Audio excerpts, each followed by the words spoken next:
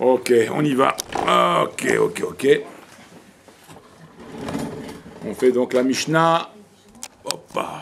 Il faut ajuster en plus le tir de la caméra. D'accord, alors on y va. Donc on est à la Mishnah, on est au Perek Hamishi, cinquième Perek du Pirkei Avot. Cinquième Perek du Pirkei Avot. À la Mishnah Gimel, troisième Mishnah. Alors que nous dit la troisième Mishnah? Asara Nisionot, 10 Nisionot. 10 épreuves, il a eu Avram Avinu. Nitnasa Avram Avinu, donc 10 épreuves, il a eu Avram Avinu, des grosses épreuves, il a eu. Alors Shalom, son mémoire. Ve'amad Ekulam, il a tenu toutes les épreuves. Quelles étaient les 10 épreuves? On va les rappeler rapidement. Première épreuve, c'est l'Echlecha. Il a quitté sa maison, quitte la patrie, quitte l'entreprise, il n'y a plus rien. Allez, va, attends. Une épreuve quand même, il faut le faire quand même, c'est dur, tout abandonner. Deuxième épreuve, il arrive en Israël, qu'est-ce qu'il y a? Il n'y a rien à manger. La famine, ah, ça commence bien. Ça commence bien l'histoire. D'accord? Troisième épreuve, il arrive là-bas, en Égypte, qui c'est qui est prise? Sa femme. Allez, viens, on l'emmène au château, on la prend pour nous. Ah, ma femme, tu me la prends. C'est une épreuve, ça. Sarah, elle est prise au château du roi, maintenant. C'est la meilleure, celle-là. Alors, quatrième épreuve, Abraham, il doit faire la guerre pour sauver son neveu. Allez, Drob. Tape la guerre maintenant, allez, on a que ça à faire maintenant. Lot, son neveu Lot, ouais. Il faut qu'il le sauve. Donc il va faire la guerre contre des rois qui sont hyper puissants. Allez, va, il fait la guerre. Encore une galère. D'accord? Cinquième épreuve.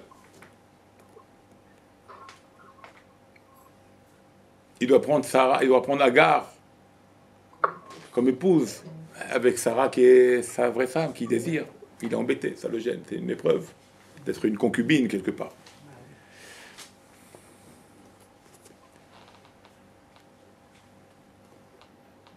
Sixième épreuve, bien que c'est une mitzvah, il faut faire la Mila, Brit Mila.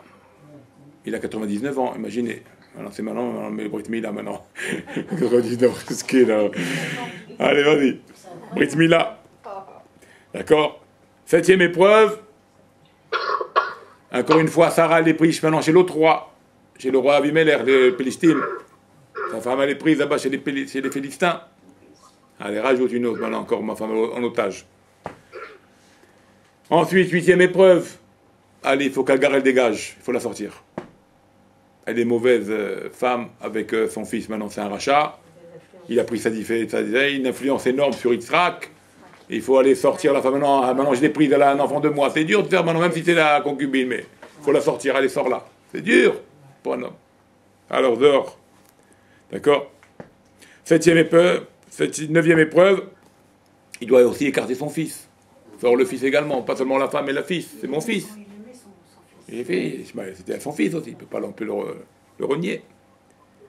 Et dixième épreuve, allez, maintenant c'est Yitzhak, autour d'Yitzhak, allez, il faut le sacrifier.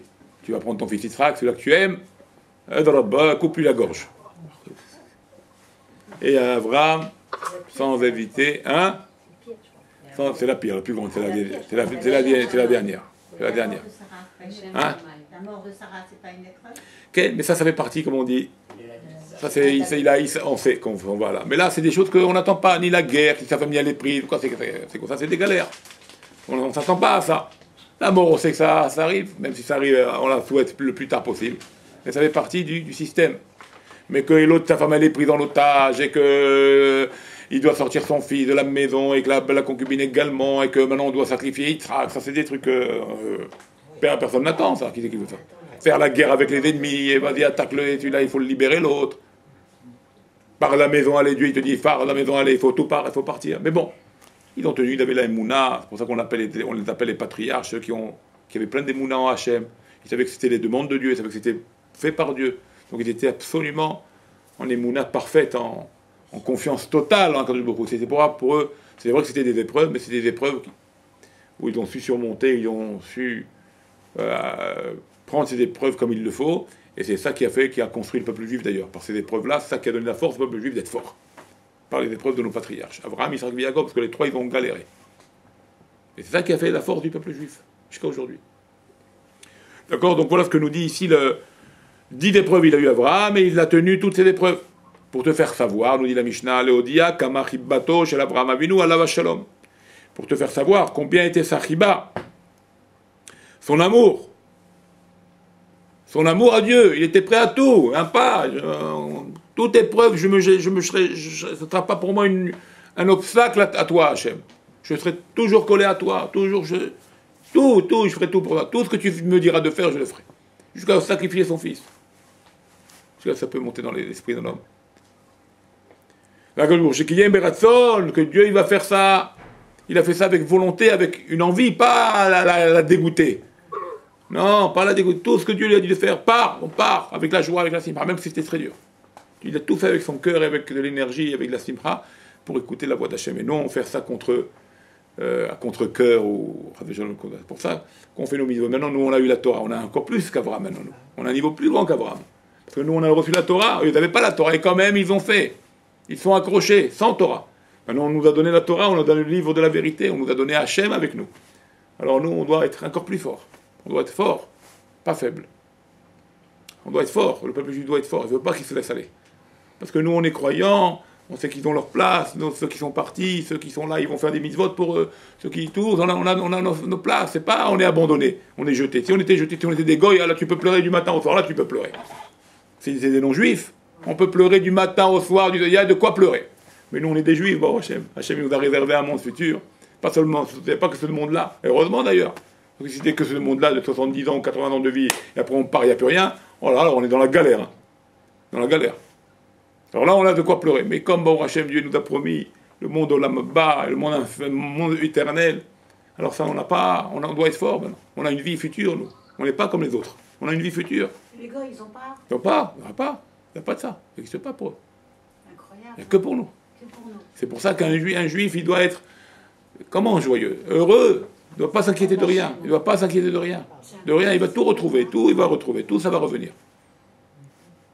Tout. C'est pour ça que les gars, ils font n'importe quoi. Ils ne savent pas, ils peuvent pas. C'est pour ça qu'ils doivent écouter. Il investit dans ce monde, il donc ce monde. Ils investissent ce monde. C'est pour ça que si un non-juif, il sait, si un non-juif, il sait la vérité, tout de suite, il veut devenir juif. Tout de suite, il n'attend pas. Il ne peut pas, s'il est logique. S'il marche il réfléchit bien, il voit où aller la vérité. Oh là là, moi je suis fou, moi je reste un non-juif, moi. Je cours, je me fonde chez les juifs. Qu'est-ce qu'ils deviennent alors ces gens-là? Ils meurent, c'est fini. Que ce monde-là, c'était leur choix, c'est Esav. Esav, il a pris ce monde. Et leur âme, elle devient. Elle part, elle reste là, ça reste. Ça reste dans le tambour. Non, ça part, c'est nefesh, comme nefesh. C'est pas un niveau de neshama, c'est un niveau de nefesh, c'est un autre niveau. Pour tout ça, c'est Esav, ça. Esav, il a fait tout ça. Esav, il a choisi ce monde. Il n'a pas voulu descendre en Égypte. Il n'a pas voulu descendre. Ah, tu veux pas, alors bon. Tu as choisi ce monde, tu l'auras. Mais ça s'arrête là. Yaakov, il est descendu en Égypte. Il a pris l'esclavage. Il a tout pris sur lui pour souffrir, pour avoir le monde futur. Il a tout pris pour avoir ce monde futur. Pourquoi il a fait tout ça, Abraham, Isaac et Jacob? Pourquoi ils ont fait tout ça? Pour avoir le monde futur. Ils ont vu le plus important, ils ont vu le futur, eux. Ils n'ont pas vu le présent. Ils ont dit, c'est trop court pour que ce soit bien ici. C'est pas ça la vérité. C'est là-bas. Mais pour avoir là-bas, il faut baver, comme on dit. Tu te donnes. Il faut travailler. Ça, tu l'as pas gratuitement. Et ça, il n'a pas voulu. Il a dit, je veux gratuit, moi, je veux tout facile. Facile, tu restes avec ça, alors. Tu veux le gâteau maintenant, mange ce gâteau-là, c'est terminé. 80 ans de vie, après, Mche Barra, dehors. C'est fini, tu n'as plus de vie. Même s'il était juif. Même s'il était juif, bien sûr. Il n'avait pas de notion de juif encore, il y avait une notion d'hébreu. Et ça, c'est vrai. Il n'a rien à mettre, bien sûr. Et ça, il fallait qu'il réussisse. Il n'a pas réussi, ça. Il fallait qu'il a donné la vie au monde occidental, au monde. S'il avait on dit que la source de l'âme d'Esav était supérieure. Était supérieure. Donc s'il avait réussi, ça aurait donné quoi? Qu'est-ce qu'il aurait fait, ça? Il aurait fait le tikkun du monde. On aurait fait le tikkun du monde. Le monde aurait été impeccable. Tous les noms, toutes les nations auraient été reconnus Dieu. C'est ce que Dieu il veut. C'est ce que Dieu. Hein? C'est ça le Mashiach. Ça aurait été ça le Mashiach. Ouais. Quelque part, ça aurait été le summum des nations. Et la menorah, alors, quand on dit Yodora à Nîmes, hein? Quand les peuples font tchouva à la fin. C'est-à-dire, ils vont revenir. Alors, ils n'ont pas droit quand même à... Pas là-bas. Quoi, ils ont quoi? pas entendu. Ceux qui vont faire, ceux qui auront l'Olam Haba, c'est ceux qui auront fait les 7 lois Bnei Noach. Et encore pas à la même échelle que nous, Bichlal. Ça ne sera pas pareil que nous. Ça ne sera pas pareil qu'un juif. Un juif, il a travaillé pour ça. Comme c'est marqué. Comme c'est marqué. Comment on dit, comment est-ce qu'ils chantent les enfants dans le Gan? Comment il dit là-bas le chant? Celui-là qui a travaillé avant Shabbat, c'est lui qui mangera Shabbat. Celui-là qui n'a rien fait avant Shabbat, il n'y aura rien à manger Shabbat. Parce que Shabbat, tu ne peux rien faire. Shabbat, c'est le représentant de l'Olam Haba. Celui-là qui s'est fatigué la veille de Shabbat, tout préparé pour Shabbat, il mangera pendant Shabbat. Dans l'Olam Haba, il mangera. Celui-là qui s'est donné dans ce monde, à Torah et Mitzvot dans ce monde, il a fait ce qu'il fallait, il mangera dans le monde futur. Mais celui-là qui n'a rien fait, il a dit, bon, tu n'as rien préparé avant, dans l'Olam, dans la vie future, il n'y aura rien à manger pour toi, mon fils. C'est ça pareil. C'est pour ça qu'un juif, il s'aime, il se fatigue, il fait des efforts, et tous ces efforts, toutes ces mitzvot qu'il fait, ça va être pour lui son repas, ça va être pour lui ses enfants qui vont autour de ça, comme on l'a expliqué dans le cours précédent. Maintenant, on va s'arrêter là pour aujourd'hui. D'accord, on continuera donc la semaine prochaine, donc on est en congé. Donc dimanche, dans 2 semaines, si Dieu veut. Amen, Kenny Ratso.